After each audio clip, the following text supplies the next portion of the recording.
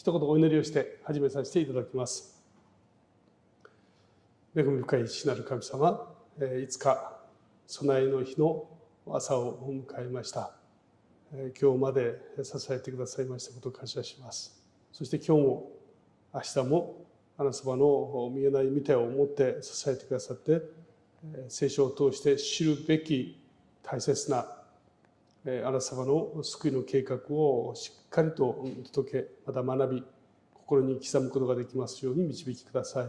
セブンス・アドベンチスト教会の託されましたこの真理の言葉にもう一度目を覚まし、そしてなぜこのセブンス・アドベンチスト教会が存在するのか、そしてその与えられた使命は何なのかについて、私たちもう一度心に刻むことができる機会としてくださいますようお祈りいたします。あなた様の御手に感謝いたします。イエス様の皆によってお祈りします。アーメン。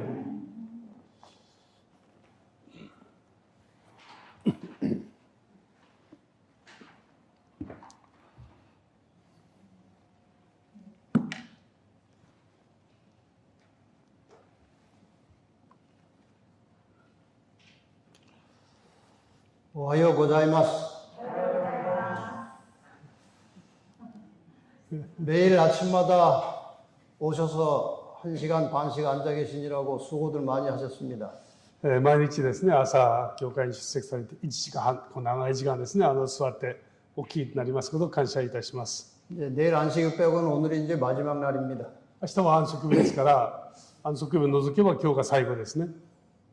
그동안 예언에 대해서 조금 이해가 되셨습니까? いかがでしょうか。皆様の予言の理解に少し役に立ったでしょうか。 제가 한 15년, 꽤 오래전에 이제 오키나와에 와서 예언 세미나를 한 적이 있어요. 私がですね、15年ほど前にですね、沖縄で予言セミナーをしたことがあります。 근데 그때 이제 예언을 들은 다음에 이제 여기 오래된 일본에서 오래전에 우리 교인된 분들이 저에게 한 말이 있어요. 今から15年ほど前ですから、その時ですね、お年を召した先輩のですね、信仰の方が、生徒の方が私におっしゃったことがありますね。 예언 설교를 20년 만에 들었습니다. 그래. この予言のメッセージ20年ぶりに聞きましたっておっしゃってました。 일본에서는 예언 설교를 잘 안 했던 것 같아요. 最近ですね、日本では、なかなか聞く機会がですね、少なくなったような感じます。 근데 예언은 재림 성도들에게 예언은 아주 중요한 겁니다. この予言のセミナーというのはですね、セブンス・アドベンチストにとってはですね、とっても大事なものなんですね。 제가 첫날 말씀드렸듯이 이 예언이라는 것은 이 어두운 데 비치는 등불과 같은 거예요. 初日申し上げました。この予言のセミナーというのはですね、予言の言葉は、暗闇の中を照らす灯火と言えますね。 이 세상의 정치가들이 온갖 계획을 세우고 뭐 온갖 일들을 벌이고 있지만 世の中の政治家たちはですね、歴史を作ろうとしてあらゆるこの力を加えていますけども、力を注いでいますけども、 그러나 결국은 하나님께서 예언하신 대로 가는 겁니다. しかしこの歴史はですね、神様の予言通りに進んでいきます。 믿으십니까? それを皆様お信じになりますでしょうか。 인간이 아무리 일을 계획해도 하나님이 계획하신 대로 하나님의 뜻대로 결국은 결론이 나는 겁니다. 歴史の中で人間たちは計画を持ちますけども、それを実行していくのは神様でいらっしゃいます。 성경 예언에 의하면 어차피 세상 역사는 언젠가 끝나게 되어 있습니다. そして聖書の予言はですね、この世の歴史はいずれ終わることになっています。 오래 가지 않아요. それほど長いものではありません。 지금 예언적으로 보면 우리는 거의 세상 끄트머리에 와 있어요. この予言セミナー、予言の言葉を通してみますと、私たちはこの世の終わりにですね、今たどり着いていますね。 과연 이러한 시대에 누가 끝까지 살아남아서 하나님의 나라에 들어갈 것이냐, 이게 굉장히 중요한 거예요. ですからこの時代にですね、誰が最後まで生き残って神様の御国に入っていくことができるのか、とても重要なテーマですね。 그래서 오늘은 이제 계시록 12장을 가지고 누가 이 지구 종말에 살아남을 것인지에 대해서 공부하겠습니다. 今日はですね、黙示録12章を通して誰がこの終わりの時代に生き残るのだろうかについて確認いたします。 지구 종말에 누가 살아남을 것이냐?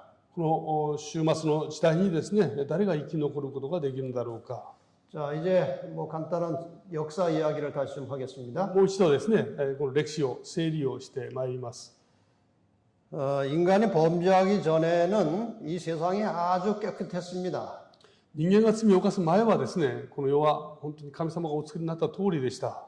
죄 없는 아담과 하와만 이 지구상에 있었어요. 罪を犯していないアダムとその妻がエデン園にいました。 이게 사단이 지구에 들어와서 이제 아담과 하와를 미혹해서 아담과 하와가 이제 범죄를 하게 됩니다. で、サタンがこの地球に入ってきてですね、誘惑をし、アダムとその妻が罪を犯すことになります。 이 범죄한 세상은 이제 어두움으로 가득 차게 됐어요. そしてこの罪を犯した後ですね、世は真っ暗闇になっていきます。 이 범죄한 다음에는 하나님의 뜻, 하나님의 법이 어둠에 가려져서 사람들이 하나님의 뜻이 뭔지 잘 모르는 거예요. 罪を犯した以降ですね、神様の律法は闇に覆われてしまって、神様の御胸を理解することができなくなりました。 예수님께서 재림하시고 나면 이제 모든 것이 환하게 밝혀질 것입니다. しかし、イエス様のご再臨とともにですね、すべては明らかにされていきます。 그런데 이 어두운 범죄에 처한 세상에 늘 하나님의 빛을 가지고 이 땅에 하나님의 뜻을 전달해 온 사람들이 항상 있었어요.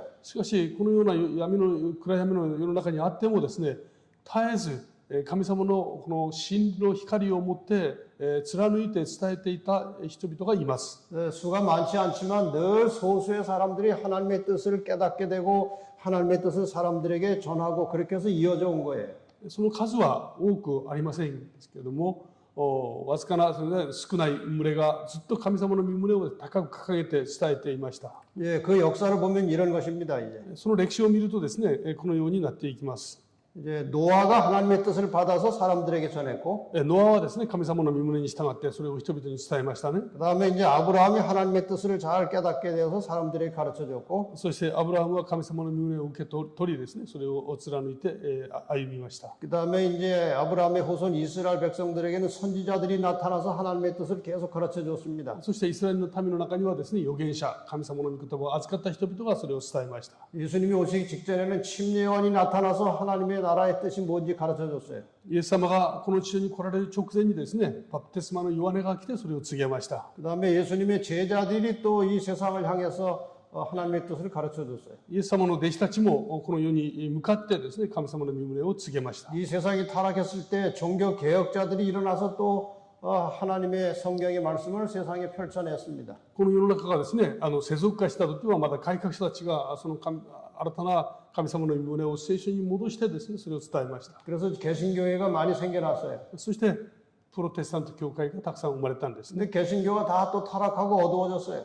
で、プロテスタント教会もまだですね、堕落、世俗化していて、暗くなっていきます。 그럼 과연 이제 누가 이 사람 이제 마지막 때에 하나님의 빛을 받아서 사람들에게 전할 것이냐? それではですね、最後に誰がですね、この神様の御胸を述べ伝えていくべきなんだろうか。 그 사람들의 신분이 계시록 12장 17절에 나오는 겁니다. その人々の身分というのが黙示録12の17に出てきます。竜は女に対して怒りを発し、女の残りの子ら、すなわち神の戒めを守り、イエスの証を持っている者たちに対して戦いを挑むために出ていった。 이제 마지막에 누가 나타나서 하나님의 뜻을 깨닫고 전할 것이냐에 대한 해답이 여기 나와요. この終わりの時代にですね、この終わりの時代に誰が神様の御胸を伝えていくのかについて記録しています。 여기 여자는 이제 교회를 가리키는 것인데요. 女というのは教会を表しますね。 근데 이 교회가 많이 타락했어요. で、教会が堕落していきます。 이 타락한 교회를 성경에서는 음란한 여자라 말합니다. この堕落した女のことをですね、聖書はみだらな女と説明しています。 이렇게 타락한 교회 역사 속에서 남은 자손이 다시 또 태어납니다. で、この堕落した教会の歴史の中で残りの民が生まれますね。 근데 그 남은 자손은 하나님의 계명을 지키는 사람들이라고 で、 그랬어요. この残りの民の特徴は神様の戒めを守るとあります。 그래서 이 개혁자들 이후에 이 개신교들 시대에 개신교가 많이 타락했을 때 이 남은 자손이 태어나서 하나님의 뜻을 또 바톤을 이어받는 것입니다. で、そしてこのプロテスタント教会がですね、世俗化して堕落していった時に、この残りの民が残ってですね、そして神様の御胸を伝えていきます。 예, 그런데 남은 자손 안에도 또 가라지 쭉정이들이 있는 거예요. ところがこの残りの民の中にもですね、まだ毒麦があります。 또 저쪽 어제 공부하신 대로 타락한 교회 안에도 하나님의 진실한 백성들이 또 있는 겁니다. そして、昨日もですね、確認いたしました。堕落した教会の中にもまだ神様の民が残っています。 그래서 이 남은 자손 중에서 쭉정이들은 떨어져 나가야 되고 そして、この残りの民の中でですね、この毒麦は消え去っていきますね。 바벨론에 있는 알곡들은 또 일로 들어와야 돼요. で、バビロンの中にもですね、まだ、このちゃんとした麦、つまりちゃんとした信者たちがいるわけですね。 그런 일을 통해서 이제 하나님의 참된 구원받은 백성들이 만들어집니다. で、そのような経緯を経てですね、誠の民が残ってまいります。 그 사람들을 가리켜서 14만 4천이라 그러는 거예요. その人々を指してですね、14万4千人と言います。 이게 세계 전체적인 역사예요. これがですね、全世界の歴史なんですね。 그럼 이제 계시록 12장을 펼쳐서 이 선과 악 사이에 진행되고 있는 이 싸움의 역사를 좀 보는데 네 단계로 이제 선악의 싸움이 크게 벌어지고 있어요. で、このですね、黙示録を通して、この神様とサタン、善と悪の戦いのですね、全体を4つの段階に分けて確認いたしますね。 다시 한번 이 성경절을 봅시다. 여러분이 여러 번 봤던 성경절인데요. 何度も見ておられます聖書の御言葉を確認いたします。 여기 창세기 3장 15절에 創世記3の15です。 여자가 나옵니다. 女の人が出てきますね。女が出てきます。 그 다음에 용이 나와요. 너는 지금 뱀 용이에요. ここで言うお前、つまりこれは竜ですね。蛇ですね。 그 다음에 여자의 후손이 나와요. そして女の末が出てきます。 이렇게 싸우는 일이 나오죠. それでお互いにですね、戦うことになりますね。 근데 계시록 12장에 가면은 で黙示録12章に行きますと、 창세기 3장 15절에 나왔던 주인공들이 여기 또 나와요. 創世記3の15に出てきたその主人公たちがここにまだ出てきます。 여기 여자가 아이를 배웠다 그랬어요. ここ見ますと、女は子供を宿したとあります。 여기 여자가 바로 창세기 3장 15절에 나왔던 그 여자 교회를 말하는 거예요. これはこの創世記3の15に出てくる女、つまり教会を言いますね。 여기 아이라고 하는 것은 이제 여자의 후손 예수 그리스도를 말하는 거예요. で、子が生まれる。この子はですね、女の末、イエス・キリストを意味します。 예수님께서 이 땅에 막 태어나실 때가 된 겁니다. イエス様がこの地上に生まれようとしている時ですね。 그 예수님이 태어나면은 용의 사탄의 머리를 상하게 할 것이라고 그랬어요. で、この女の末が生まれますと、この竜のですね、蛇の頭を砕くとあります。 그래서 용의 사탄이 이제 이 여자가 낳은 아이를 삼키려고 하는 거예요. ですからこの竜はですね、この子が生まれたら飲み込もうとしています。 그러니까 여기 여자 앞에서 그가 해산하면 그 아이를 삼키고자 했다 그랬어요. 이 사탄이. で、ここにありますとですね、この生まれたらそれを飲み込もうとしているという、食い尽くそうとして構えていると書いてありますね。 자, 그러면 이제 이 계시록 12장 전체를 한번 쭉 살펴보겠습니다. 黙示録12章全体を覗いてみます。 이제 계시록 12장을 전체 보면은 1단계 선악의 싸움이 나와요.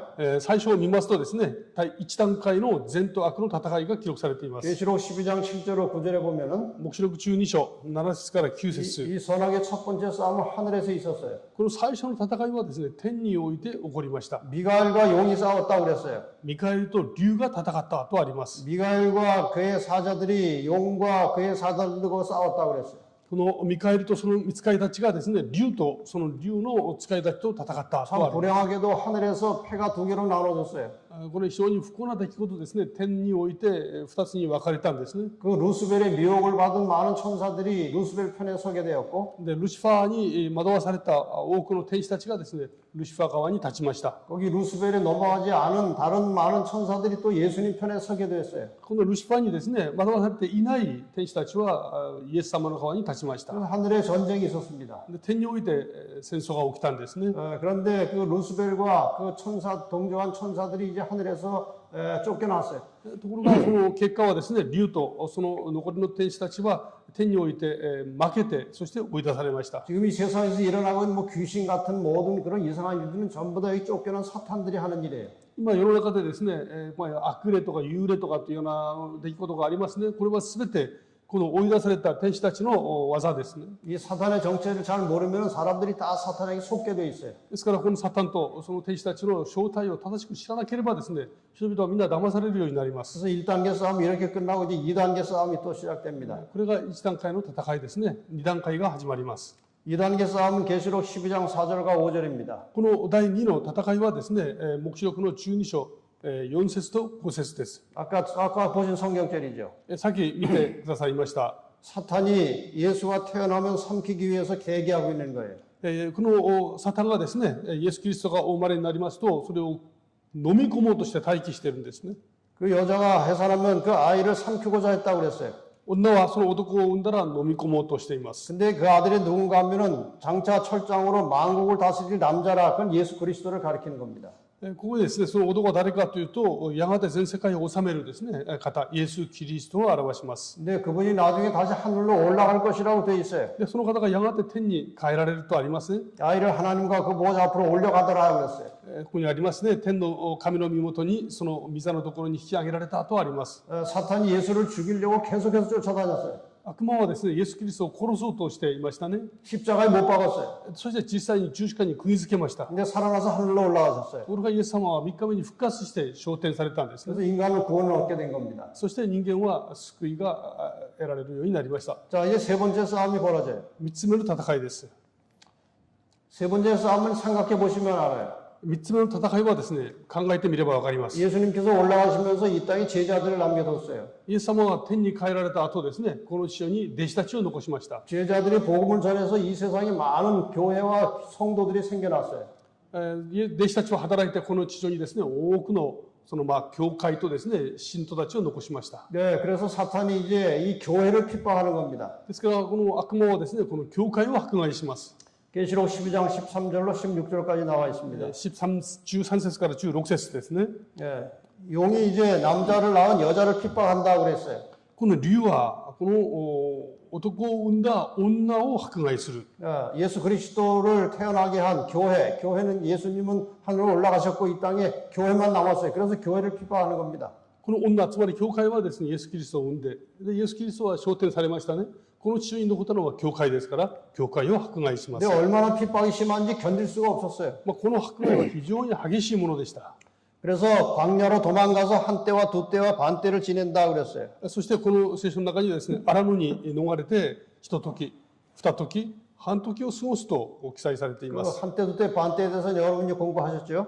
この1年、2年、3年については、半年についてはですね、もうすでに確認をいたしました。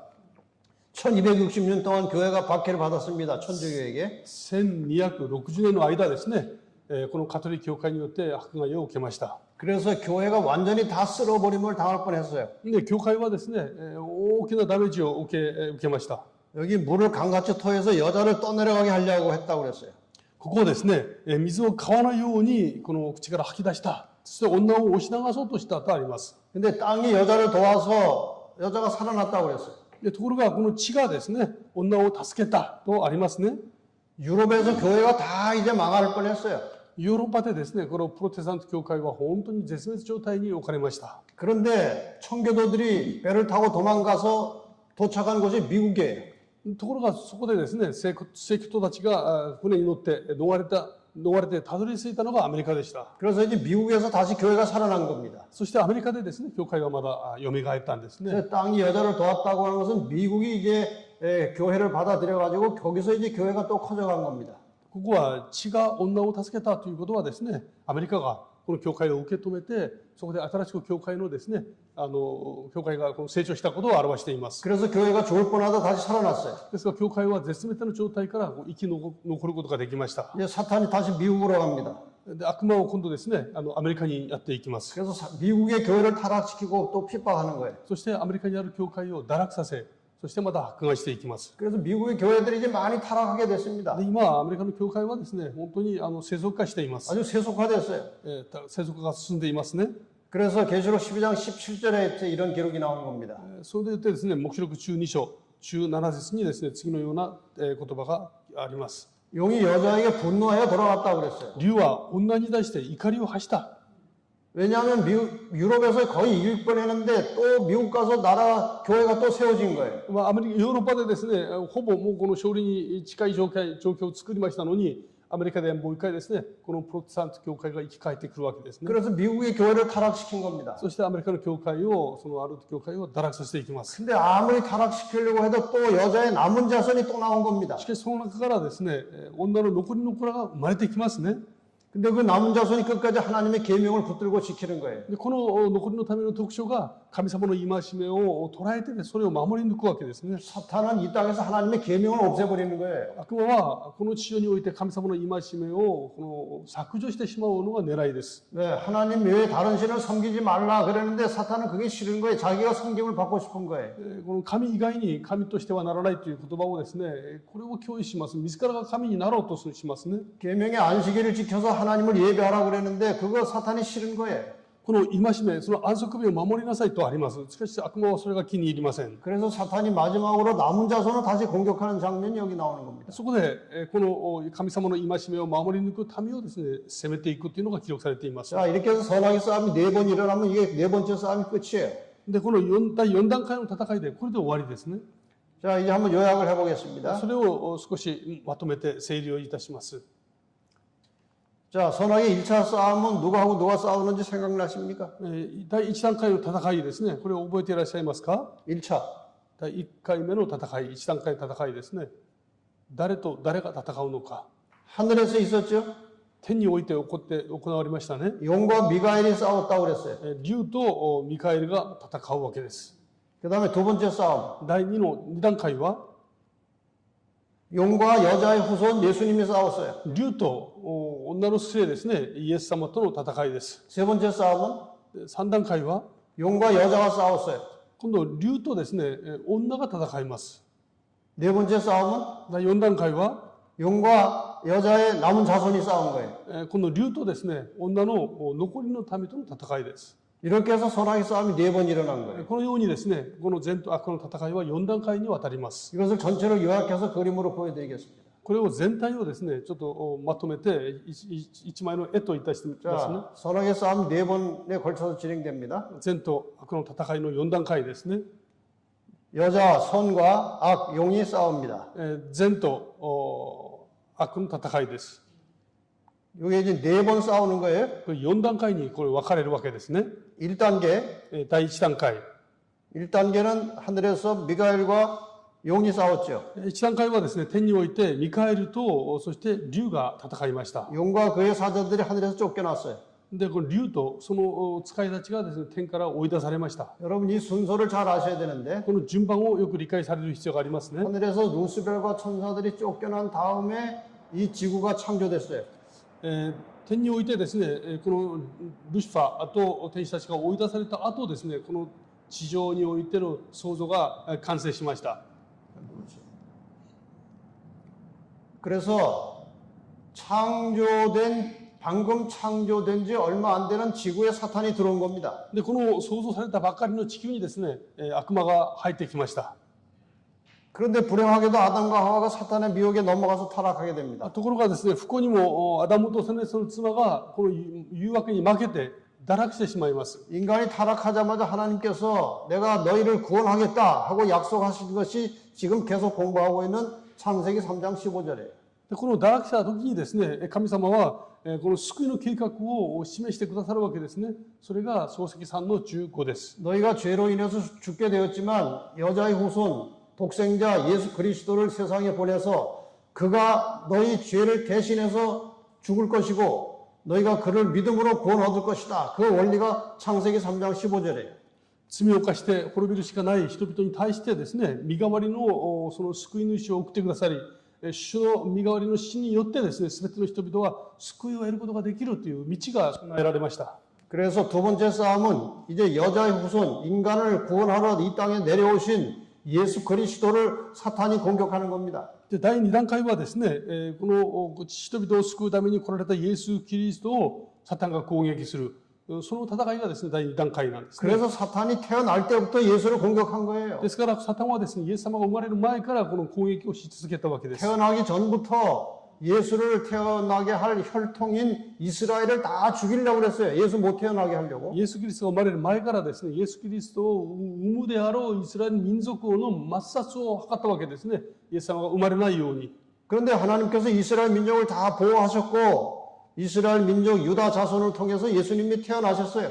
しかし神様はそのイスラエル民族を守られました。そしてそのユダ族を通してイエス様がお生まれになったんですね。 태어나자마자 죽이려고 그랬죠. で生まれ生まれたらすぐ殺そうとしたんですね。 헤롯 왕이 이 소식을 들었어요. ヘロデの王がですね、救い、この世の王が生まれたという話を聞きました。 그래서 동방 박사들에게 예수 찾으면 나한테 알려달라고 そ 그랬어요. してこの博士たちにですね、王が生まれた場所が分かったら私に知らせてくれと言ったんですね。 그런데 동방 박사들이 천사의 지시를 받고 예수님을 만난 다음에 그냥 자기 나라로 가버렸어요. しかしこの博士たちはですね、天使から啓示を受けて、王に知らせる必要がないと言ってですね、そのまま国にイエス様の誕生を祝って国に帰ってしまいました。 헤롯이 아무리 기다려도 동방 박사 안 오는 거예요. でヘロデはですね、いくら待ってもこの博士たちが帰ってきません。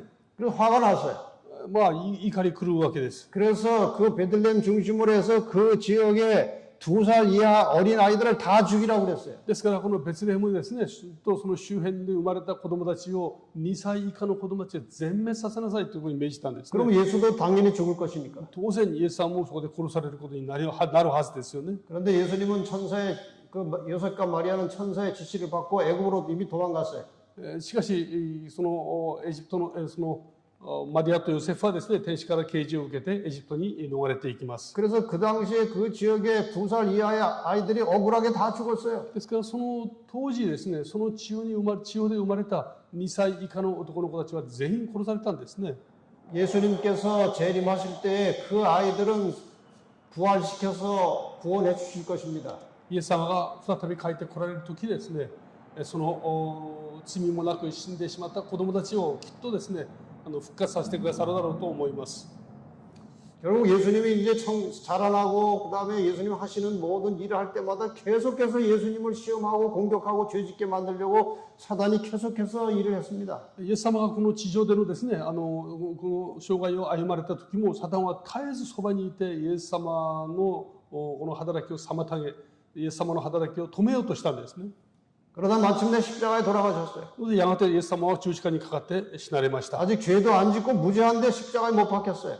罪のない方が身代わりの死を遂げてくださったんですね。 그래서 우리 인간의 죄값을 대신 지불하신 것입니다. 私たちの罪の代価をですね、あそこで払ってくださったんです。 그래서 우리가 예수를 믿으면 죄가 다 용서되고 죄가 용서되었기 때문에 하나님 나라에 들어가서 다시 살 수 있게 된 거예요. イエス様を信じればですね、その罪はすでに払われていますので、神様の前で罪のないものと見なされますね。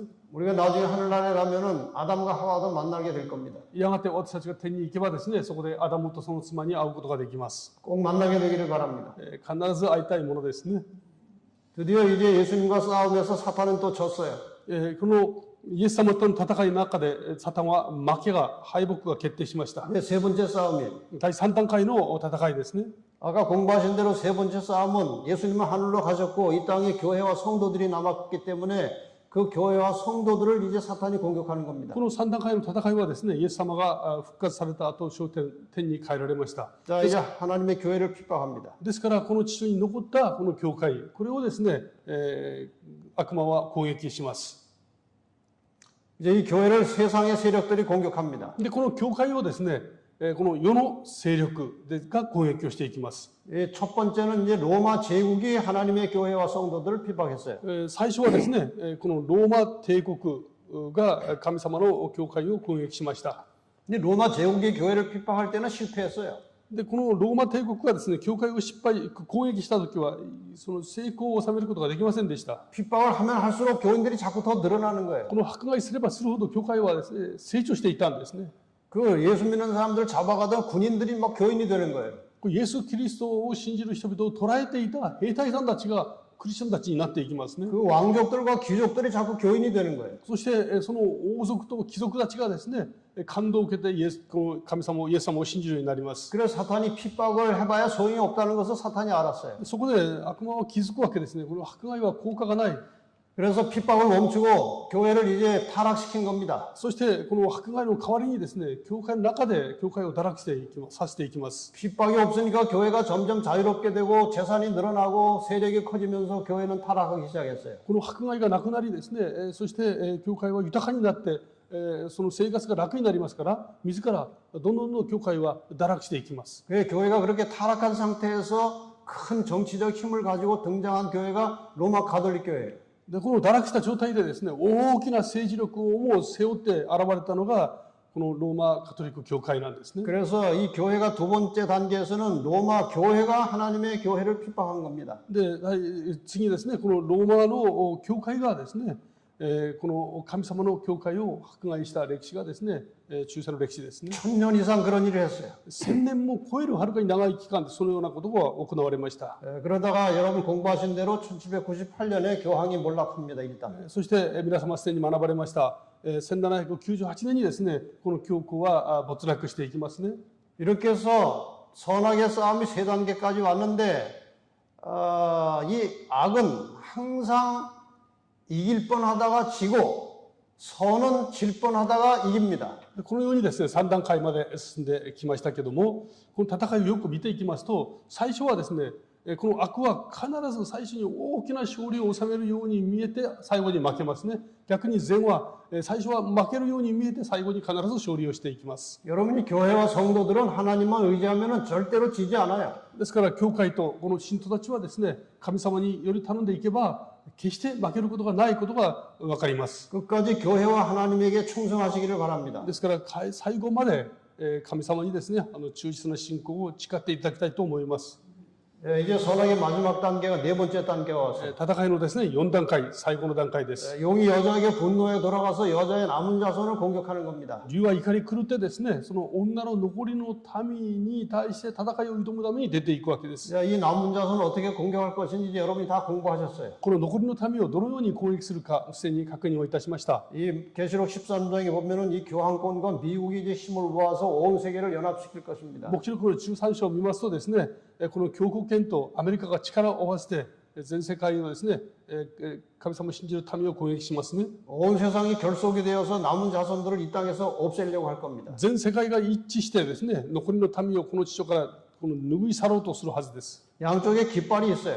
両方はですね、この旗があります。 이쪽에는 일요일이라는 깃발이 있고 この悪魔側は悪の側は日曜日のですね、旗があって、 남은 자손들에게는 안식일 깃발이 있어요. 残りの民にはですね、安息日の旗があります。 어느 깃발 아래 서느냐가 우리 개인의 영원한 운명을 결정하는 것입니다. どの旗のもとに立つべきかということをですね、一人一人がそれを決めることになります。 이 일요일은 인간의 전통이고 인본주의 신앙이에요. この日曜日はですね、人間の伝統であり、人が中心となりますね。 안식일은 하나님의 계명이에요. しかし、この安息日はですね、神様の戒めなんですね。 그래서 이 마지막 시대는 하나님의 계명과 인간의 계명이 충돌하는 것이 선악의 마지막 싸움의 중요한 관점이에요. ですからこの最後はですね、人間の戒めと神様の戒めの衝突、戦いとなるんですね。 이 싸움이 끝나면 예수님이 이제 재림하시는 겁니다. この戦いの最後にイエス様が再び帰ってこられます。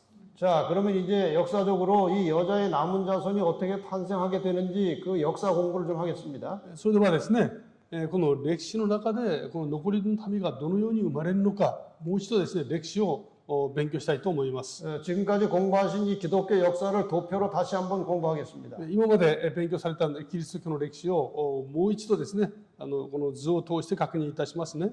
이 기독교의 변천과 변질의 역사를 한번 보겠습니다. キリスト教の変質と変異の歴史です。 이 기독교라는 것은 하나님 믿는 종교가 기독교예요. キリスト教というのはですね、神様を信じるこの宗教がキリスト教です。 이 기독이라는 말이 이제 한자로 예수라는 뜻이에요. このキリストというのはですね、他ならぬイエス様ですね。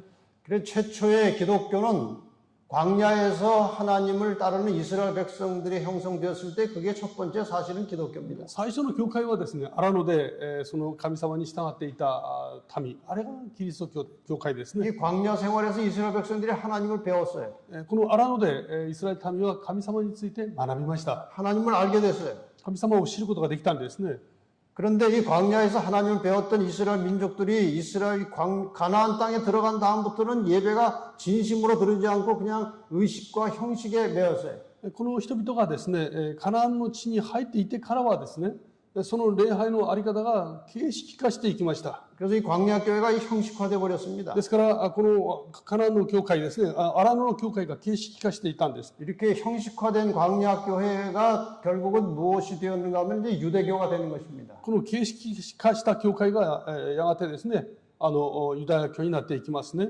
예수님께서 이 세상에 오셨을 때는 이스라엘의 유대교가 지배를 하고 있었습니다. 그때 예수님께서 오셨어요. イエス様がこの地上に来られた時はですね、ユダヤ教はとても形式化していきました。その時イエス様は来られたんですね。 예수님께서 이제 34년 반 사시면서 이 제자들을 양성하셨습니다. このイエス様は33年半生きられて、そして弟子たちを育てました。 이 제자들이 복음을 전파함으로써 이 땅에 초기 교회가 탄생합니다. この弟子たちが福音を述べ伝えて、この地上に初代教会が生まれます。 근데 이 초기 교회가 이제 핍박을 받으면서 나중에는 이 로마 제국의 영향을 받고 그래서 이교화돼 버려요. この初代教会はですね、やがて迫害を受け、そして後に異教化していきますね。 이 초기 교회가 이교화됐다는 말은 무슨 뜻인가 하면은 태양신을 많이 이제 섞여가지고 기독교와 태양신이 이렇게 섞어져 버린 거예요. 異教化したというのはどういう意味かというと、教会とですね、太陽神を信じる人々が中に入ってくることによって、教会が混ざってしまったことを表します。 이렇게 해서 기독교와 태양신교가 합쳐진 상태에서 태어난 교회가 이제 그 다음에 가톨릭 교회. このキリスト教がですね、太陽神を信じる人々と混ざって、そしてごっちゃ混ぜになって生まれた教会が、これがキリスト教、カトリック教会です。 이 가톨릭 교회가 이제 아주 심각하게 타락했을 때에 종교 개혁자들이 일어나죠. このカトリック教会が深刻にですね、堕落していた時に生まれてくるのが改革者たちです。 이 종교 개혁자들에 의해서 이 땅에 성경 중심의 개신교회가 탄생합니다. この改革者たちによってですね、聖書を中心とするプロテスタント教会が生まれます。 그러나 개신교회도 세월이 오래 지나면서 다시 세속화돼요. でこのプロテスタント教会も時間とともにですね、世俗化していきますね。 인간의 역사는 시간이 지나면 지날수록 악하게 되고 안 좋게 됩니다. 人間の歴史はですね、時間が経てば経つほど悪くなっていきますよね。 그래서 이 개신교가 이제 세속화됐어요. プロテスタント教会は世俗化していきます。 왜 그러냐면 성경대로 한다고 시작했는데 시간이 갈수록 성경대로 안 하고 자꾸 다른 것들이 교회에 들어와서 교회가 세속화된 거예요. プロテスタント教会のこの歌い文句はですね、聖書に戻ろうということでした。ところが時間が経てば経つほど聖書に従わない。結果的に世俗化していきます。 그래서 하나님께서 마지막에 다시 한번 이 교회를 바로 세우시기 위해서 만들어내신 교회가 남은 교회예요. だからこの中で神様がもう一度ですね、この教会をちゃんとまともな福音を述べ伝える教会として作られたのが、それが残りの民の教会ですね。 자, 이 남은 교회가 탄생하는 역사적 과정을 제가 잠깐 こ 설명드리겠습니다. の残りの民の教会がですね、生まれてくる歴史的な背景を申し上げます。 자, 종교 개혁으로 돌아가 봅시다. 宗教改革に戻りますね。 종교 개혁이라는 것은 구교, 천주교로부터 이제 성경을 중심으로 교파들이 빠져나온 겁니다. この宗教改革というのはですね、旧教、つまりカトリック教会から聖書に戻ろうとして出てきた人たちのことですね。 처음으로 나온 교회가 1517년에 루터 교회. 最初はですね、このカトリックから出てきたのが1517年のルター派の教会です。 그래서 루터 교회는 이제 교회 명령이 아니고 성경대로 예수를 믿자 그런 거예요. 彼らはですね、教会の命令に従うのではなく、聖書の言葉通りに信じようとしたんです。 교회가 구원 주는 게 아니라 예수를 믿음으로 구원받는다. 그거를 주장했어요. 教会がこの救いをくれるのではない。イエス・キリストを信じる信仰によって救いを得ることができるんだ。 좀 세월이 지나면서 루터파로부터 다시 또 한 파가 나왔어요. 그것이 개혁주의예요. そしてですね、その時間が経つにつれ、今度はルター派からまだ新しいですね、改革派という教会が生まれました。 1520년에 개혁주의 교회가 또 나왔어요. 1520年にですね、改革派が生まれます。 그다음에 또 세월이 흐르면서 개혁주의로부터 1525년에 재침례파가 또 나왔어요. で、この中からですね、時間が経つにつれて、また1525年、改革派から再バプテスト派が生まれます。 네, 정교 분리를 주장하고 유무상통하는 그런 교회가 또 태어났어요. 유무상통인지가 무슨 뜻인지 모르겠습니다. その中からですね、 물건을 서로 주고받는 거. 政教分離、政教はですね、政治とその宗教は分離されるべきだというようなですね、ことを主張し、まだこの売買ですね、物の交換によって、商いをしていくということを主張してきました。 네, 그 다음에 다시 개혁주의로부터 1534년에 성공회라는 교회가 또 탄생했어요. そしてこのですね、改革派から1534年、聖公会が生まれます。 성공회는 성경의 진리 중에서 회심과 속죄와 재림을 강조하는 그런 교회였어요. 彼らはですね、改心、つまり悔い改めやその贖罪、そしてイエス様の再臨、そういう内容をですね、主張していました。 그러니까 성경을 연구하다가 그동안 모르던 교리들이 이렇게 발견되면은 자꾸 교파를 만들어 나간 거예요. それまでには聖書を見ることができませんでしたけども、聖書を研究しているうちに、そこから大切なですね、真理を見出していくわけです。で見出すたびに新しい教派を作っていきました。 그다음에 1560년에 개혁주의에서 장로교가 또 나왔어요. そして改革派から1560年にですね、長老派が生まれます。 장로교는 하나님의 주권을 강조하고 모든 인간의 구원은 하나님의 주권에 달렸다. 그래서 뭐 예정설도 만들고 또 하여간 장로 제도도 만들고 그랬어요. 長老派はですね、神様の主権こそが全てだと、人間の救いについても神様が全てお決めになるというので予定論が生まれたりするわけですね。そして長老制度を設けます。 그다음에 1612년에 성공회로부터 침례파가 또 나왔어요. そして1612年ですね、この聖公会からバプテスト派が生まれます。 세례는 성경적으로 틀린다. 성경적으로 하려면 침례를 받아야 된다. 그걸 주장했어요. 要するに適齢ですね、水を垂らすようなものは正しくない。聖書を見たらバプテスマはちゃんと水に沈むのが聖書通りだと言って生まれます。 성경대로 하려면 성만찬 예식도 해야 된다. そして聖書通りに生産式も行うべきだ。 유아 세례는 맞지 않다. 幼児洗礼は聖書的ではない。 다 성경에서 나온 교리들이에요. これ全部聖書から生まれた教理ですね。 그다음에 다시 1787년에 감리교회가 나옵니다. そして1787年メソジスト教会が生まれます。 성공회에서 감리교가 또 빠져나왔어요. 聖公会からですね、新しく生まれたんですね。 감리교는 또 사랑과 성령과 성화를 강조했어요. このメソジスト派教会は愛、聖霊、聖化というものを主張します。 이렇게 해서 성경은 하나인데 교파는 많이 생겨났습니다. このようにしてですね、聖書は一つなのに多くの教派が生まれました。 교파마다 자기가 특별한 교리가 다 있었어요. 성경에 의해서. 教派ごとにですね、自分たちが見出した自分たちのその教理を持っていったんですね。 지금 세계의 큰 교파들이 개신교 교파들이 몇 개나 되는지 아십니까? 今全世界的にですね、このプロテスタント教会の教派がどれぐらいあるかご存知でしょうか？ 2000개. 2000を超えます。 성경은 하나인데 聖書は一つなのにですね、 2000개의 교파가 있어요. 2000の教派が存在しています。 다 각각 자기가 옳다는 거예요. ですからみんな自分が正しいと言っていますね。 그래서 하나의 올바른 진리를 가진 교회가 필요했던 것입니다. ですから一つですね、本当の改革を成した一つの教会が必要であったわけで 이 す。 각 교회가 가지고 있는 성경적 진리를 다 하나로 모아서 한꺼번에 성경의 모든 진리를 다 가진 교회가 필요한 거예요. ですからこれらのたくさんの教派をですね、この真理をまとめて一つの教会がこれを全て持ち合わせた聖書に基づいた教会が必要なんですね。 하나님께서는 이 모든 진리와 교리들이 하나로 모아지기를 원하시는 거예요. 神様はこの全てを一つにしたその教会ですね、それを神様は必要とされました。 그런데 이런 일이 쉽지가 않아요. ところがこれは容易なことではありません。 다 기득권이 있고 자기가 다 옳다고 하기 때문에 이게 합쳐지기가 쉽지 않아요. それぞれですね、教派ごと自分たちの祈祷権というのがありますよね。自分が正しいと主張するそういうものがありますから、一つになることは容易なことではないんですね。 그런데 이런 일이 벌어진 것입니다. ところが次のようなことが起きました。 19세기 초는 이제 1800년대를 말하는 것입니다. 19世紀の初めは1800年代を表します。 종교개혁이 진행되던 16세기부터 18세기까지는 이 개신교에 대한 천주교의 박해가 아주 심했습니다.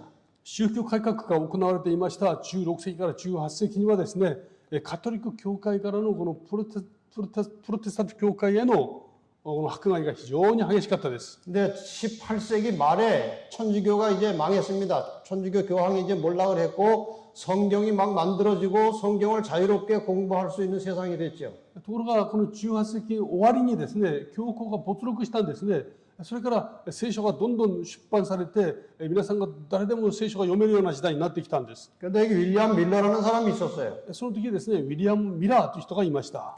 이 사람은 침례교회 교인이었어요. この人はバプテスト教会の信徒だったんですね。 근데 이 사람이 1816년부터 1818년까지 2, 3년 동안 성경만 계속 연구했어요. でこの時1816年から1818年まで2、3年にわたってですね、聖書を深く研究していたんですね。 특별히 성경의 예언을 연구를 많이 했어요. 特に聖書にある予言についてたくさん勉強しました。 근데 이 사람이 성경 예언을 연구하다가 다니엘 8장 9장에 나오는 2300주야를 공부하게 됐습니다. でそうしているうちにダニエル書8章9章に出てきます2300昼夜について見出したんですね。 이거 공부해 보니까 자기가 내린 결론은 2300주야가 끝나면서 예수님이 재림한다고 자기는 해석했어요. そしてミラーはですね、個人的にこの2300昼夜が終わりますと、1844年にイエス様が再臨するというふうに発見したんですね。 근데 이 성경절을 가지고 그렇게 생각한 겁니다. このですね、ダニエル書8章14節の言葉を見てそう思ったんですね。 다니엘서 8장 14절에 보면 8章、ダニエル8の14には、2300の夕と朝の間である。そして聖女は清められて、その正しい状態に服する。 그래서 윌리엄 밀러는 이 2300주야가 끝나면 예수님이 재림한다 그렇게 생각한 거예요. で、このウィリアム・ミラーはですね、2300が昼夜が終わったら、イエス様が再臨される、そう思ったんですね。 네, 여러분이 공부했듯이 성경의 한 주야, 한 밤낮은 하루는 1년이에요. もうすでに皆さん学ばれました。この一昼夜、つまり一日はですね、一年を表しますね。 그러니까 2300주야는 2300일이고 2300일은 2300년입니다. 2300昼夜とは2300日を表しますね。それは予言上の2300年を表します。 근데 이 윌리엄 밀러가 공부를 하다가 2300주야가 언제 시작되는지 성경에서 또 알아냈어요. で、ウィリアム・ミラーはですね、この2300昼夜がいつ始まったのか、それを研究しているうちに、それを始発点を見つけたんですね。 그래서 2300주야가 주전 BC 457년에 시작된다는 사실을 깨닫게 됐어요. そしてこれをですね、始まりが457年、紀元前ですね、始まるということを知りました。 그래서 주전 457년부터 2300년이 지나면 몇 년이 되는가 하면 1844년이 돼요. 근데 BC 478年から2300昼夜を過ぎる、2300過ぎると1844年になるんです。 그래서 윌리엄 밀러는 1844년에 예수님이 온다고 확신했어요. ですからこの1844年にイエス様が再臨されると確信したんですね。 그런데 얼른 나가서 전하지는 않았어요. でもですね、それをすぐ伝えたわけではありません。 한 13년이 지났어요. 時間が13年ほど経ちました。 그런데 누가 와서 가르쳐 달라고 자꾸 요구하는 거예요. 誰かが来てですね、教えてくださいというふうに言いますね。 그래서 1831년부터 밀러가 나가서 이걸 가르치기 시작했어요. そしてこのウィラーはですね、1831年からこの人々に教えて伝え始めました。 많은 사람들이 회심을 하고 이제 이걸 믿게 됐어요. 多くの人々がこれに気づきですね、信じて悔い改めて帰ってきました。 많은 사람들이 예수님께서 1844년에 온다고 그렇게 믿었어요. 大勢の人々がイエス様は1844年に帰って来られると信じたんですね。 그래서 이 초기에는 여러 다양한 모든 교파 사람들로부터 이것이 환영을 받고 많은 사람들이 예수님 재림한다는 그 운동에 가담을 했어요. ですからこの初期にはですね、教派を超えてあらゆる教会からイエス様が帰って来られるということを信じて、集まってそれを再臨運動が始まったんですね。 여러 교파에서 목사들이 나와가지고 자기도 배워서 이 윌리엄 밀러 가르치는 것과 똑같은 것들을 막 가르쳤어요. 多くの教会からですね、出てきて、そのウィリアム・ミラーから学んでですね、同じような内容を人々に伝えていったんです。 그 당시 각 교파에서 나온 그 강사들이 한 250명 정도 됐어요. その時ですね、その再臨運動を伝えていた講師たちが、いろんな教会から出てきた人々で、牧師たちで200人をはるかに超えました。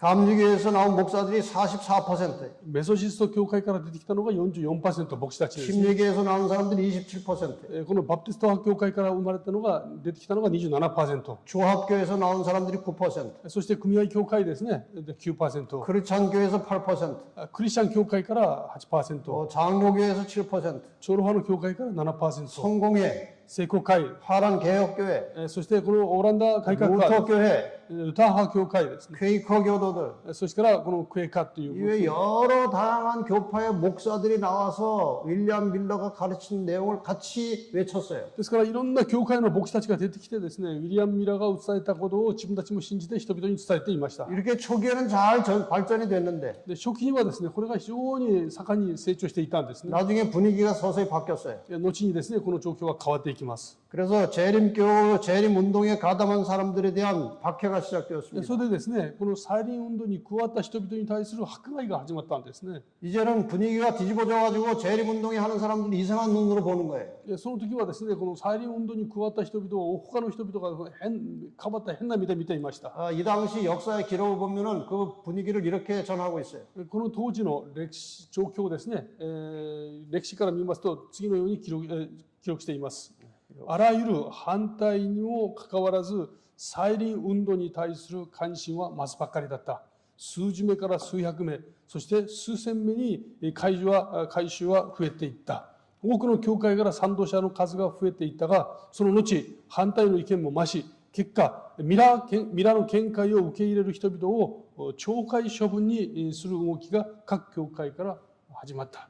예, 결국 각 교파로부터 이 윌리엄 밀러의 재림 사상을 받아들이는 사람들은 징계해서 교회를 못 나오게 했어요. 내쫓았어요. ですから各教会からですね、このウィリアム・ミラの再臨運動の思想を受け入れて信じる人々は、それぞれの教会からですね、除名して、追い出して除名してしまったんです。 그래서 여러 교파로부터 사람들이 쫓겨났어요. ですから多くの人々がそれぞれの教派から追い出されてしまいました。 그림으로 표현하면 이런 겁니다. 絵で説明するとこうなります。 자, 여기 여러 교파들이 있어요. 多くの教派がありますね。 이 교회에서 이제 윌리엄 밀러의 그 재림 운동에 가담한 사람들은 쫓아냈어요. この中でですね、ウィリアム・ミラのこの再臨運動を信じる人々は追い出されます。 또 이쪽 교회에서도 쫓아냈어요. ではまあその他の教派でも、 여러 다른 교파로부터 이 루터의 가르침을 따르는 사람들이 다 쫓겨났어요. ですがそれぞれの教会からですね、このミラの教えに従っていく人々はみんな追い出されました。 그 쫓겨난 사람들이 한 무리가 되어서 이제 재림 운동을 해 나가는 거예요. この追い出された人々がですね、一つとなって、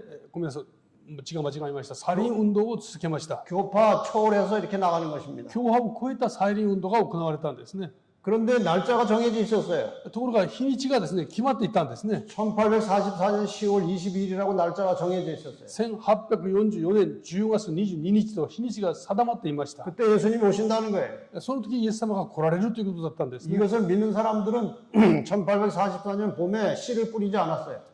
この世を信じる人々はですね、1844年の春に種まきをしませんでした。 왜냐하면 추수하기 전에 예수님이 오신다는 거예요. なぜかというと、収穫する前にイエス様が来られるからです。 그 다음에 재산도 10월 달까지 먹을 거 남겨놓고 교회에다가 대부분 다 바쳤어요. ですから自分が持っている財産をですね、10月まで食べ物を残して、残りのお金は全部教会に献金したりしました。 그렇게 확실하게 믿었어요. もう確かにそれを信じていたんですね。 그런데 1844년 10월 20일이 왔는데 예수님이 안 오신 거예요. ところが1844年10月22日、イエス様はいらっしゃらなかったんですね。 그래서 대실망을 하게 되는 そ 것입니다. れによって大失望がですね、起こります。 많은 사람들이 실망했어요. 多くの人々が本当に失望したんですね。 많은 사람들이 교회를 떠났어요. たくさんの人々が教会から離れました。 이 사람들이 어느 정도 확실하게 믿었는가 하면요. この人々がどれぐらい確かな思いを持って信じたかというと、 미국에 여기에 관련된 유적들이 있어요. これに関連するですね、遺跡が残っていますね。 여기 널찍한 바위가 있죠. ここにですね、広い庭があります。 이 바위를 승천바위라고 그래요. この庭をですね、昇天の岩と言います。 막힌 데가 없이 하늘이 잘 보여요. ここはですね、何も妨げるものがない、周りがよく見える場所でした。 재림을 기다리는 사람 이 바위에 다 올라가가지고 이 동네 사람들이 하늘을 쳐다보고 있는 거예요. 예수님 오시길 기다리고. イエス様の再臨を待つ人々がですね、ここに立って、イエス様が来るのをですね、待っていたんです。天を仰いで。 그렇게 확실히 믿었어요. 確かな信仰を持っていました。 근데 안 오신 겁니다. ところがイエス様はいらっしゃらなかったんですね。 그때 상황에 대해서 이렇게 재림 교회사에 기록하고 있어요. その時のことをですね、この SM ですね、再臨の教会の歴史の中に記録されています。私たちは夜12時になるまで主を待った。しかしその日はそのまま過ぎて行き、私たちは失望だけが残った。以前には一度も経験したことのない悲しみが全身を襲った。この地上のすべての友人を失ったとしても、こんなに悲しくはなかっただろう。私たちは夜が明けるまで泣いて、また泣いた。 이것이 여러분들이라면 마음이 어떻겠어요? もし皆様がこのような経験をされたらどんな思いでしょうか。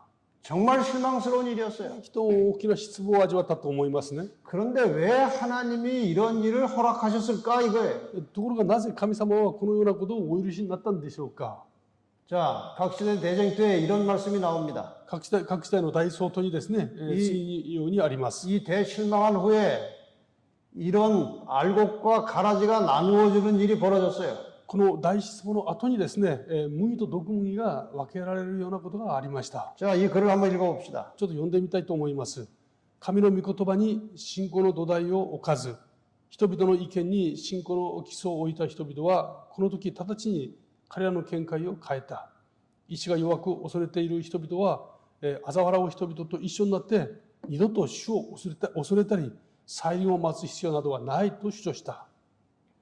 이 성경에 기초를 두지 않고 사람이 하는 말에 기초를 두었던 사람들은 예수님이 재림하지 않으니까 다 떠나가 버렸어요. この聖書に信仰のもといを置かずですね、人々の言葉に信仰のもといがあった人々は、イエス様が再臨しないということが分かった途端ですね、みんな離れていきました。 즉시로 태도를 바꾸고 반대편으로 가가지고 나도 뭐 그럴 줄 알았다 뭐 그런 식으로 얘기를 한 거예요. 要するにですね、この状況から一気に自分の気持ちを変えてですね、あの時は自分もおかしいと思ったというような感じで変わっていくわけです。 그러나 이런 사람들이 또 있었어요. しかし一方ではですね、こういう人たちもいました。熱心で真実な信徒たちはキリストのために全てを捨てて、以前よりも増してキリストの前に進み出た。彼らの確信していた通り、世界に対して最後の警告を発した。 이 많은 사람들이 재림운동을 가담해서 재림을 기다릴 때는 그 재림을 기다리는 사람 중에 누가 진실한 사람이고 누가 그냥 형식적인 사람인지 구분이 안 됐어요. 多くの人々がですね、イエス様の再臨を待っていましたね。だから待っていた時はですね、その中で誰が真実な信仰を持っていたのか、そうではないのかというのが区分がつきませんでした。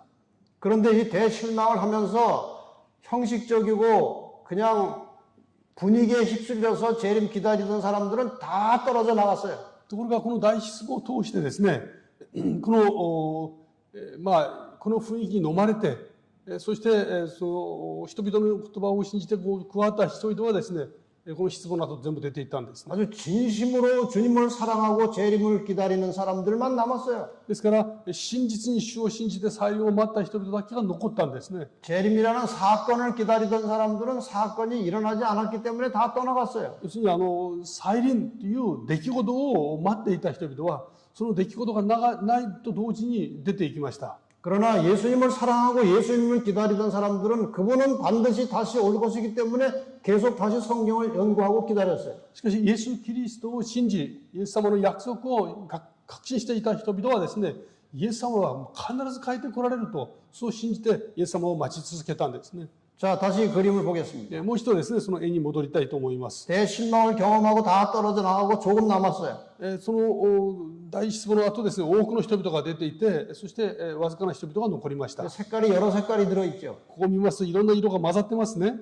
여러 교파로부터 나온 사람들이 소수지만 다양한 교파의 사람들이 모여 앉은 거예요. いろんな教派を超えてですね、その御言葉に信頼を置く人々が集まってここに一緒に集まりました。 이 대실망 이후에 이렇게 세 가지 부류로 나눠졌다고 역사에 나옵니다. この大失望の後ですね、人々は3つの種類に分けられたと歴史の中にあります。 첫째는 재림의 시기를 다시 정하는 사람들이 또 있었어요. 最初はですね、イエス様がいらっしゃらなかったので、いや日にちが間違えたからもう別の日にちをまた決めて待った人々がいました。 이 사람들이 발전해서 여호와의 증인이 되었다고 전해집니다. この人々がですね成長してエホバの証人になったという話を聞きます。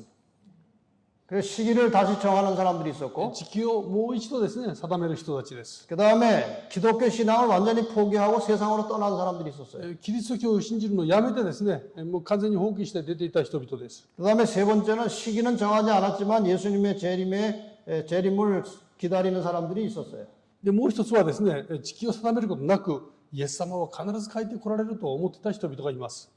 이 사람들이 나중에 재림교회의 모체가 되는 것입니다. この人々がですね、後のセブンス・デー・アドベンチスト教会の母体となっていたんですね。 자, 이제 이 밀러의 재림운동이 어떤 의미와 결과가 있었는지 한번 다시 점검해 보겠습니다. このミラノ再臨運動のですね、意味とその結末をもう一回確認したいします。 이전에는 각 교파끼리만 딱딱 따로따로 떨어져 있었고 서로 간에 교류가 없었어요. 以前はですね、教会生活というのは教派ごとに行われました。お互いの交わりなんかなかったんですね。 근데 이 재림운동의 여파로 교파를 초월해서 다양한 교파의 신자들이 서로 접촉하고 교제할 수 있는 기회가 만들어졌어요. ところがこの再臨運動の後ですね、教派を超えた多様な人々が集まって、その信仰的な交わりを深めることができました。 그 다음에 종교 암흑시대 동안에 재림에 대한 생각은 까마득하게 잊어버리고 있었는데 이 밀러의 재림운동을 통해서 예수께서 재림하신다는 그 신앙이 상당히 많이 이제 고조되고 살아났어요. でこの宗教的なですね、暗黒の時代ってありましたね。宗教的な暗黒の時代は、イエス様の再臨のことは全く忘れていましたけども、このミラーの再臨運動を通して、もう一度イエス様が帰ってこられるんだということに関心が高まりました。 그 다음에 이제 대실망을 경험하면서 진실하고 경건한 그리스도인들과 명목상의 형식적인 그리스도인들이 분리됐어요. そして、この大失望経験を通してですね、本当のクリスチャンと形式的なクリスチャンが分けられました。 그래서 결과적으로 각기 다른 교파로부터 출교되어 나온 사람들이 함께 모여서 각 교파의 성경적 교리들을 서로 의논하면서 교리들을 다 하나로 모았어요. で、この結果ですね、各教派ごとに見出していた真理を持ち出して、お互いにですね、その教派を、教科から出てくる、聖書から出てくる真理を協議するようになりました。そして一つの真理を見出したんですね。 이게 아주 굉장히 중요한 사건이에요. これはとても重要な出来事でした。 그전에는 각 교파가 다 흩어져 있었는데 前は以前その教派が全部バラバラでしたけども、 이 교회도 성경적 교리를 몇 개 가지고 있고 この一つの教会がいくつかの聖書的な教理を持って、真理を持っていました。 또 다른 교회도 성경적 교리를 가지고 있어요. もう一つの別の教会も自分なりのですね、見出した真理を持っていたんです。 예를 들어 어떤 교회는 성경적으로 침례가 맞다고 침례 주는데 다른 교회들은 침례 주지 않아요. 例えばですね、周りの教会はみんな適齢、水で適齢をする。ところが、いや、バプテスマ、ちゃんと水に沈められるのが正しいんだという教理を持つ教会がありました。 어떤 교회는 재림을 강조하는데 다른 교회는 재림을 강조하지 않아요. 他の教会は再臨についてあまり語らない中で、再臨を強調する教会がありました。 또 어떤 교회는 안식일을 지키는데 다른 교회는 안식일을 지키지 않아요. 他の教会が守っていない安息日が大事だと守る教会もありました。 근데 성경적으로 하려면 다 해야 되는 거예요. ところが聖書的に見出そうと思ったら、これ全部守らなきゃならないわけですね。 그런데 이 재림 운동의 실패의 결과, 실망의 결과로 여러 교파의 사람들이 같이 모여 앉아가지고 자기가 가지고 있는 성경의 교리들을 다 하나씩 연구해 가면서 하나씩 모은 거예요. ところがこの再臨運動の大失望の後ですね、いろんな教派の人々が集まって、自分たちが見出したその真理をみんな出し合ってですね、一つの真理をまとめたんですね。 여러분이 우리 미국에 있는 대청의 본부에 가면은 2층에 이 그림이 걸려져 있어요. 世界総会に行きますとですね、世界総会2階の建物の中にこの絵が描いてあります。 이게 무슨 그림인가 하면은 これどういう絵かというと、 이 당시에 이 대실망 이후에 여러 교파의 사람들이 아주 진실하고 성실하고 정직한 그리스도인들이 각 교파로부터 나와서 함께 모여 앉아서 각각의 교파가 가지고 있는 성경적 교리들을 내놓고 서로 검토하고 의논해서 맞으면 다 같이 믿기로 하고 또 이 교파에서 가르치는 교리가 맞으면 또 다 같이 지키기로 하고 이렇게 해서 의논하고 검토하면서 하나가 되는 그 과정의 그림이 이렇게 나와 있어요.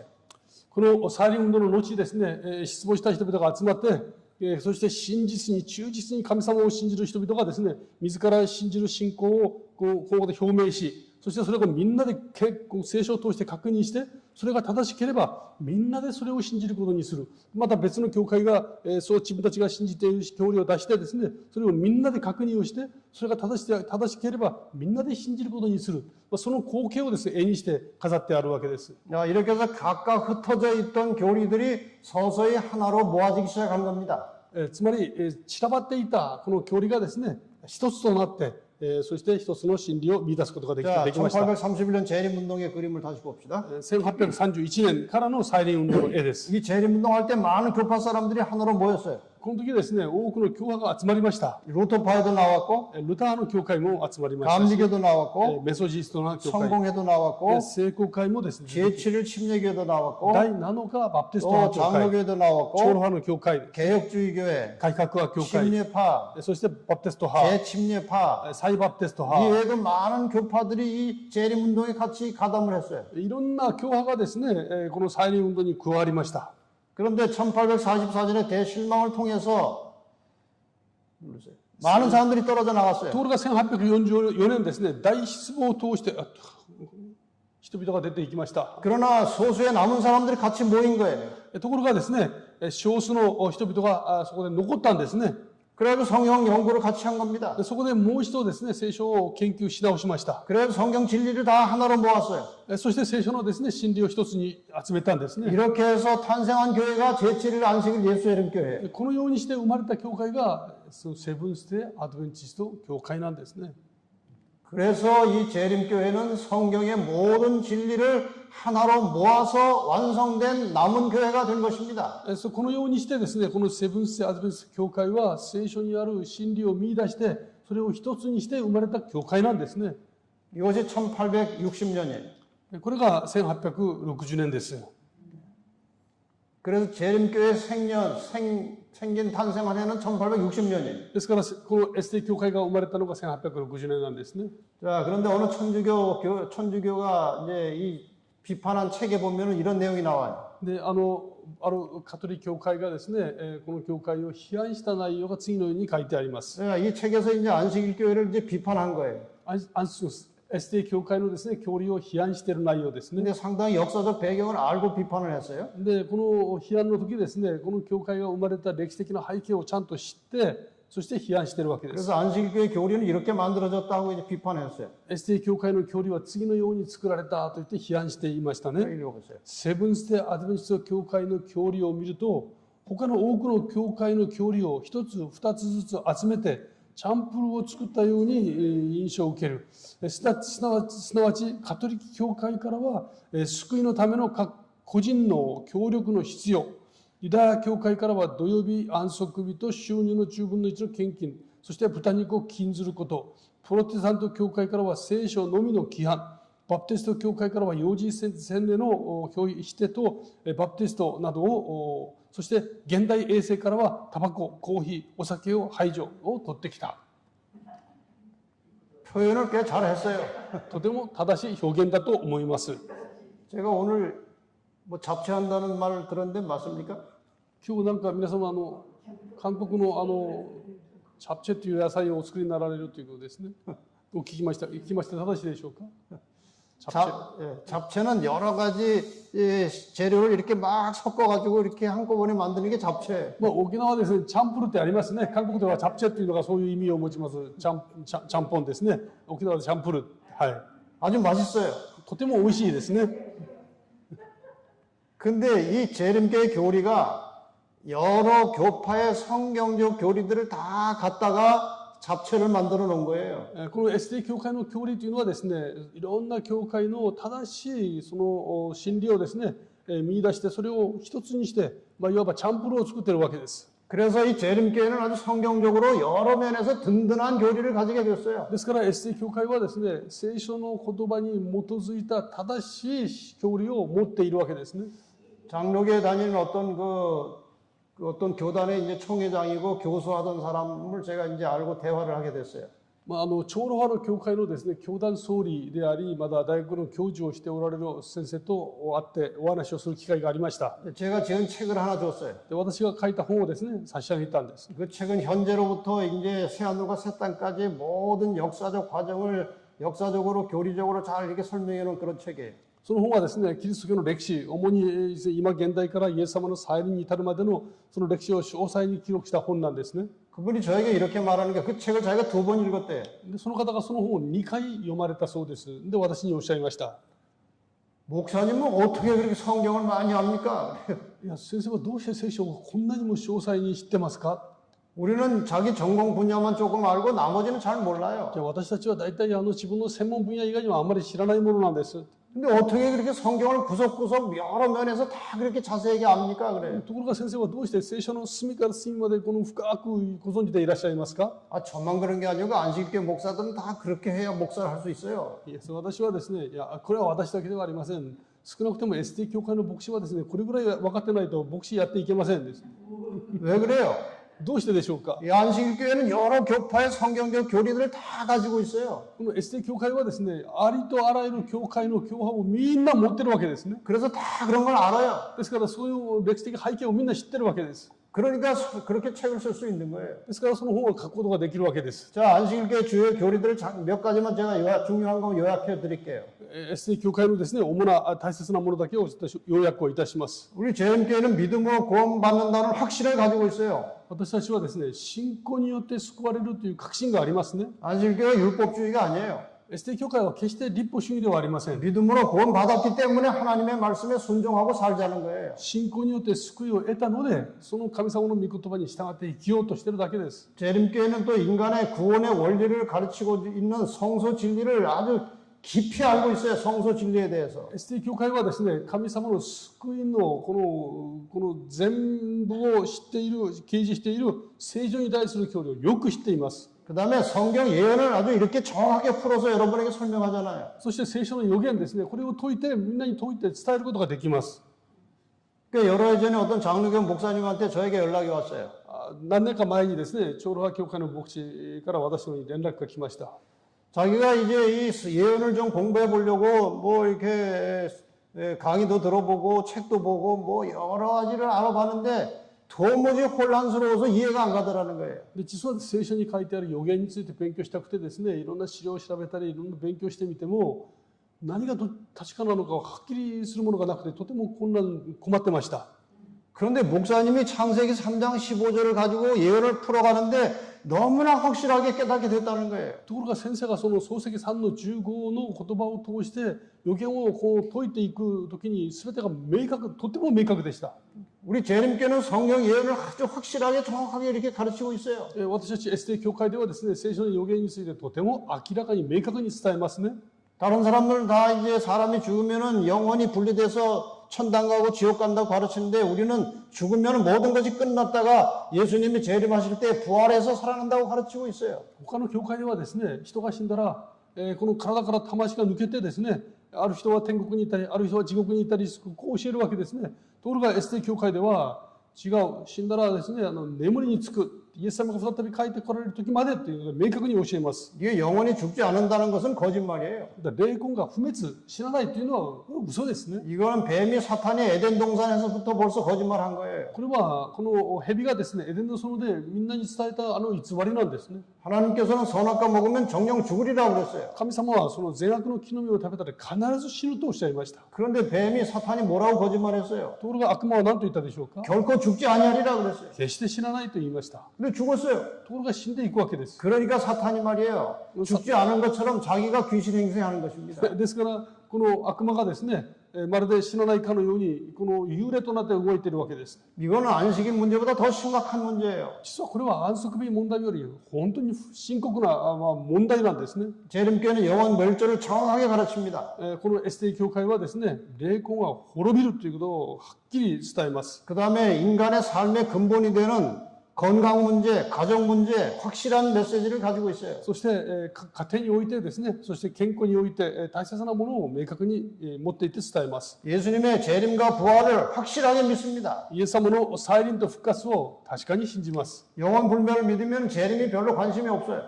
霊魂不滅を信じる人々はですね、イエス様の再臨にそれほど重要な関心を持ちません。 죽을 때 다 천당에 갔어요. もうすでに死んだ後天国に行ってるわけですから、 재림이 복잡해요. 再臨は問題を複雑にしますね。 여러분 일반 개신교인들 그 장례식에 가면은 목사가 이렇게 말합니다. 一般のですね、プロテスタント教会のこの告別式に行きますと、牧師はこういうふうに言います。 고 아무개 장로의 예루살렘 입성식을 시작하겠습니다. ただいまより、故誰々長老のエルサレムの入場式を行います。 그날 죽자마자 영혼이 예루살렘에 들어간다는 거예요. つまりこの日今ですね、この魂がエルサレムに入っていくというふうに宣言するわけです。 그래서 제가 어느 목사님한테 물었어요. 私はその先生に尋ねました。 그 영혼이 천국에 갔다면 魂が天国に行ったんならば、 예수님 오실 때 부활이 일어나는데 イエス様が再び帰ってこられるとき復活が必要なんですけども、 그럼 그 영혼들은 어떻게 되는 겁니까? 부활하고 관계해서 설명을 해보세요. 그랬어요. そうしたらその魂はどうなるんでしょうか。この復活と関連してちょっとお話を教えていただけますか。 근데 이렇게 설명을 하는 거예요. そしたら次のように説明してみました。 하늘에 갔던 영혼들이 예수님 오실 때 재림할 때 같이 다 따로 내려와가지고 각자 자기 무덤에 가서 육체하고 결합을 한다는 거예요. イエス様が再び帰ってこられるときに、その天国にいる魂たちがイエス様と一緒についてきてですね、そして自分が入ってた墓の中に入ってですね、そこで一体になるとこう教えます。 전혀 말이 안 되는 것입니다. これは全く偽りですね。 그럼 뭐하러 올라갔어요, 그러면? 何のために上に行ったんですか。 이 교회는 재림과 부활을 확실하게 믿어요. この教会はですね、イエス様の再臨とその時の復活をはっきり信じています。 십계명과 안식일을 확실하게 우리는 믿고 가르칩니다. そして十戒とですね、安息日もこれは大切な教えです。 마지막 기별로 주신 새 천사의 기별을 전합니다. 終わりの時代のですね、三天使の使命、これ大事ですね。 성경대로 침례를 주고 성경의 가르침대로 성만찬을 합니다. そして聖書に記録されている通りのバプテスマ式、それから聖餐式を教えます。 성경적으로 올바른 교리들을 다 가지고 있어요. 聖書的にですね、正しい教理を持ち合わせているわけです。 교회에 문제가 있는 것은 사람에게 문제가 있는 거지 교리에는 문제가 없어요. もし教会に問題があるとするならばですね、それは人に問題があるのであって、この教理にあるのではありません。 여러분 끝까지 이 교회의 진리를 붙들고 사시기를 바랍니다. 最後までですね、この教会の真理を捉えていただきたいと思います。 하나님께서 우리를 인도하실 것입니다. 神様は私たちをですね、正しく導いてくださいます。 여자의 호손에 남은 자손의 특징이 있어요. この女の末のですね、残りの民の特徴、 다시 한번 정리해서 복습을 하겠습니다. 確認をもう一回再開確認をいたします。 남은 자손은 하나님의 계명을 지키고 예수의 증거를 가졌다고 그랬어요. この残りの民はですね、神様の戒めを守りますね。そしてイエスの証を持っています。 그런데 우리가 계명 지키는 것은 많이 공부했어요. 戒めを守ることについてはたくさん勉強いたしました。 예수의 증거가 무엇이냐 이거예요. イエスの証とは何でしょうか。 이 증거라는 말을 우리가 공부를 해야 돼요. この証という言葉をですね、我々学ぶ必要がありますね。 요한일서 1장 2절에 보면 ヨハネの黙示録1の 요한이 예수의 증거, 자기의 본 것을 다 증거했다 그랬어요. 1の2節を見ますと、このヨハネはですね、自分が見たものを証しするというわけです。 이게 예수의 증거를 자기의 본 것이라고 그랬어요. イエスの証とは自分が見たものだとこういうわけですね。 자기의 본 것은 요한계시록 예언서를 말하는 것입니다. 自分が見たものというのは、これはヨハネの黙示録を言っているわけですね。 자, 그래서 일단 예수의 증거, 사도 요한이 말한 예수의 증거는 요한계시록 예언을 말하는 거예요. このヨハネが見たものというのはですね、黙示録、つまり予言について言ってるわけですね。 그래서 이 마지막 남은 교회의 증거 중에 하나는 예수의 증거를 가진 것인데 그거는 예언에 대한 확실한 말씀을 가지고 동시에 우리는 예언의 신까지 가지고 있어서 성경을 아주 바르게 하나님께서 원하시는 대로 성경을 해석하고 적용할 수 있는 것입니다. イエス・キリストの証、つまりヨハネが見たもの、それは黙示録であり、それは予言なんですね。その最後の時代にこの予言をはっきり理解してそれを告げるためなんですね。 계시록 19장 10절에 보면 예수의 증거는 대언의 영이라고 그랬어요. この黙示録の19の10を見ますとですね、予言の霊、イエスの証は予言の霊だとあります。 이 대언의 영이라고 하는 말은 영어로 Spirit of Prophecy라고 되어 있어요. この予言の霊というのはですね、英語でスピリット・オブ・プロファシーというありますね。 여기에 중요한 말은 프로페시 예언이라는 겁니다. このプロファシーというのは予言です。 그래서 예수의 증거를 가졌다는 말은 예언의 말씀을 확실하게 깨닫고 증거하고 전파하는 교회라야 남은 자손이에요. ですから予言の霊を持ったということはですね、この聖書にある予言を明確に理解しているということが前提ですね。 자, 남은 자손의 특징 설명드리겠습니다. 残りの民の特徴です。 남은 자손의 특징은 계명을 존중하고 준수하는 거예요. これを戒めを尊重してそれをちゃんと守ります。 우리가 계명의 핵심에 들어가면 안식일이 나와요. この戒めの真ん中にはですね、安息日が出てきますね。 남은 자손의 중요한 특징은 안식일을 준수하는 ですか 것입니다. ら残りの民の特徴は安息日を守るというのがとても重要です。 남은 자손의 사명이 무엇이냐? 残りの民の使命とは何でしょうか。 예언의 진리를 전하는 것입니다. これは予言の真理を伝えることにあります。 예언의 결론은 언제나 예수님의 재림이에요. そして予言の中心にはですね、いつもイエス様の再臨がありますね。 그래서 남은 자손의 특징과 남은 자손의 사명을 합쳐서 만들어 놓은 이름이 제7일 안식일 예수 재림교회예요. ですからこの残りの民のですね、特徴と残りの民の使命を合わせて作った教会、 확실합니까? これがセブンス・デイ・アドベンチスト教会なんですね。確かでしょうか。 여러분이 이 교회에 소속된 하나님의 백성이 된 것을 인해서 하나님께 감사하시기 바랍니다. この教会に属して神の民となったことをですね、神様に感謝すべきですね。 자, 제7일 안식일 예수 재림교회가 어떤 교회인지 잠깐 설명드리고 마치겠습니다. このセブンス・デイ・アドベンチスト教会がですね、どのような教会なのかをもう一回確認して終わりにしたいと思います。 이런 진리의 올바른 교회를 사탄이 계속해서 공격하는 것입니다. この教会をですね、悪魔は攻撃し続けます。 사람들이 재림교인 되는 걸 사탄이 아주 싫어해요. ですから人々がこのエッセイ教会の一員となることをサタンは嫌いますね。 그래서 사탄이 세상의 많은 교회들이 재림교회를 이단이라고 자꾸 하는 거예요. ですから世の中の多くの人々がですね、エッセイ教会は異端だということを口にする人はいますね。 이단이 성경에서 벗어나면 이단입니다. 異端というのは聖書から離れると異端です。 자, 여기 여러 권위 있는 문서들의 증언을 보겠습니다. ここですね、SDA 教会に関する権威のある文書たちをちょっと見てみたいと思います。 옥스퍼드 기독교 사전에 보면 이렇게 나와요. オックスフォードのですね、キリスト辞典を見ますと、 읽으세요. 彼らの聖書が信仰と生活の過ちのない規範を提供し、キリストの再臨が近いことを信じる忠実なプロテスタント団体である。 어느 종교 사전에 보면 또 이렇게 기록되어 있습니다. 宗教辞典にはですね、次のようにあります。一部のクリスチャンたちは彼らを異端と非難しているが、彼らの神学は本質的に正当である。 영국 백과사전에도 이렇게 나옵니다. それでイギリスのですね、百科事典には次のようにあります。SDA 教会の信徒たちはすべてクリスチャンたちが持っている基本信仰と同等に所有し、新旧約聖書の権威を受け入れている。 예.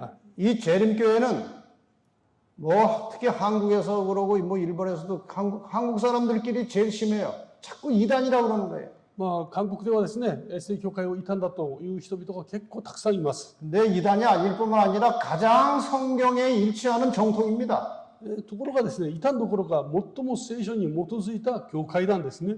이 세상에 존재하는 2000개의 개신교 교파 중에서 가장 성경에 충실한 교회가 제7일 안식일 예수 재림 교회예요. この世の中にあるですね、2000を超えるこの教派の中で最も聖書に基づいて信じているプロテスタント教会なんですね。 여기 내셔널 지오그래피라고 하는 유명한 잡지에 이 장수 오래 사는 비결에 대해서 나왔어요.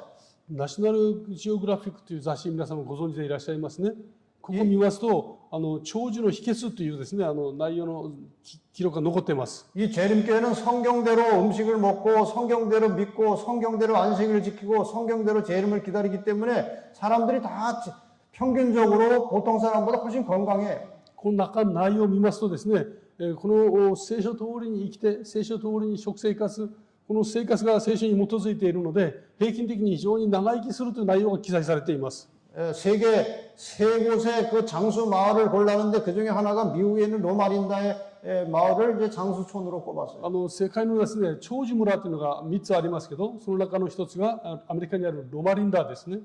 뉴스윅 잡지 2011년 4월 10일자 이렇게 또 기사가 나왔어요. このニュースウィークのですね、雑誌の2011年4月10日の記事です。 당신이 오래 살려면 어떻게 되느냐 그런 이제 방법을 이제 가르친 거예요. あなたが長生きするためにどうすればいいんだろうかですね、そういうことが記録されていますね。 그 중에 이제 특별히 네 개가 이렇게 소개가 됐어요. でそのうち4つが紹介されていますね。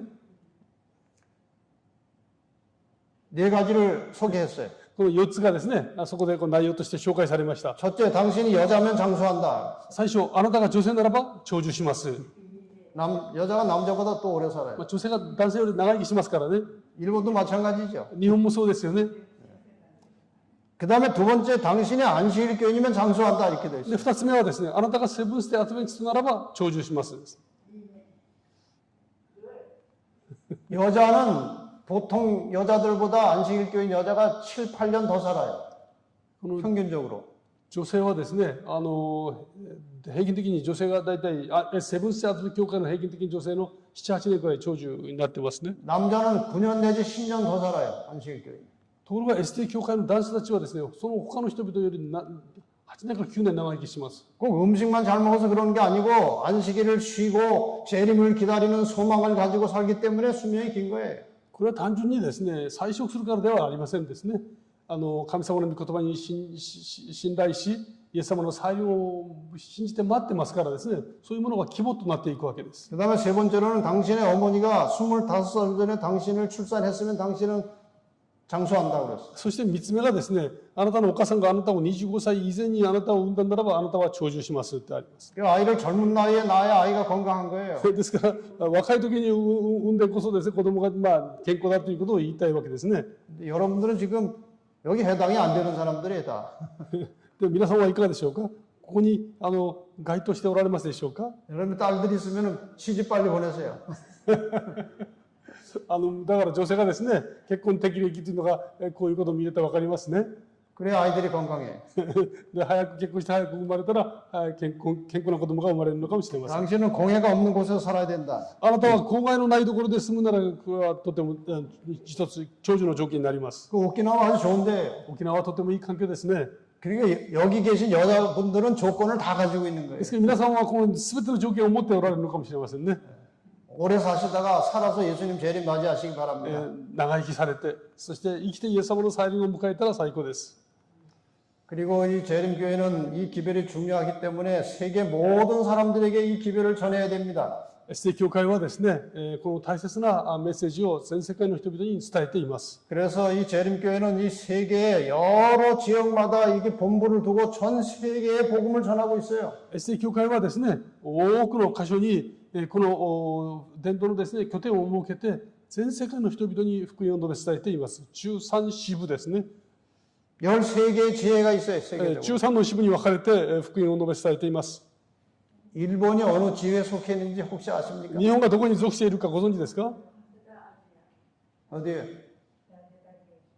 알아요? 예, 맞습니다. 예, 북아태 지회에 속해 있어요. はい、北アジア太平洋支部ですね。 네. はい 자, 끝으로 이제 재림 교인들이 어떤 사람들인지 잠깐 설명드리고 마치겠습니다. 最後にですね、聖教会の信徒たちがどういう人たちなのかを申し上げて終わり 여러분이 にし 모두 ます。 다 이런 신앙을 가지시길 바랍니다. 皆さんみんな同じ信仰を持っておられると信じます。 첫째, 성경을 절대적인 신앙의 권위와 기준으로 믿습니다. 聖書を絶対的な信仰と信仰の権威の基準であると信じます。 두 번째, 예수를 믿음으로 구원받는 것을 확고하게 믿습니다. そしてイエス・キリストを信じることによって救われることを信じます。 세 번째, 성경의 가르침대로 세례가 아니고 침례를 받고 입교합니다. で、聖書の教え通りにですね、沈めのバプテスマを受けます。 네 번째, 구원받은 성도로서 구원받기 위해서가 아니고 구원받은 성도로서 안식일을 포함하여 계명에 순종합니다. そして救われた信徒としてこの安息日を含めた戒めに従います。 몸이 하나님의 성전이라고 믿고 건강 관리를 철저하게 합니다. でその後の体は神様の宿る宮であると信じて健康管理を努めます。 여섯 번째로 건전한 삶을 위해서 가정과 자녀 교육을 중요하게 생각합니다. そして健全な生活のために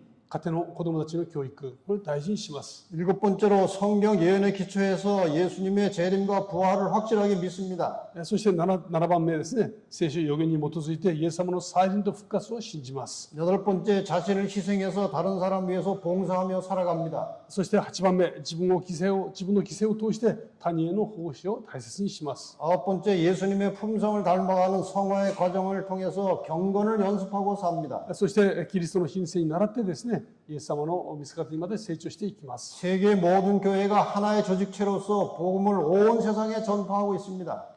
そしてこのような教会がですね、全世界的に一つとなって福音を述べ伝えています。 이렇게 좋은 진리교회에 여러분이 들어오시게 된 것을 진심으로 축하드립니다.